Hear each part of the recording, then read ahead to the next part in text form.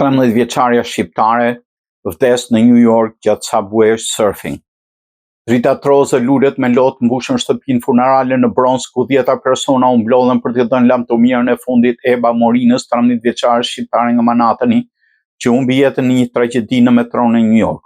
Eba ndroi jetë më 4 tetor bashkë me shoqen e saj 12 vjeçare Zemfira Mukhtarov nga Brooklyni, pasi të dyja u ngjitën mbi një tren të linjës J që kalonte urën në Williamsburg. Policia tha se ato u goditën nga një traj ulët dhe u gjetën pa ndjenja mbi trenin në stacionin Mercy Avenue.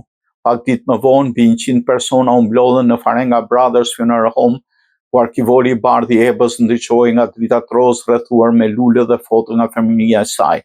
Familjarët e përshkruan si një vajzë të mrekullueshme e plot jetë. Ngjarja ka prekur thellë komunitetin shqiptaro-amerikan. Eba Morina, vajza me rrënjë shqiptare që jetonte në Upper East Side, u shua në moshën e njom duke lënë pas një poshtllëk që nuk mbushet. Autoritetet në New York kanë raportuar 5 raste vdekjesh nga Subway surfing, pra një truk i ri që bëhet duke ecur mbi tavanet e çatit e vagonave të trenit. Vetëm gjatë këtij viti një numër që po rritet si pasojë e sfidave në rrjetet sociale. Policia u ka bërë thirrje prindërve që të flasin me fëmijët për rreziqet e trendeve të rrezikshme. Preju në paqe Eba Morina, vajza që do të kujtohet për gjithmonë.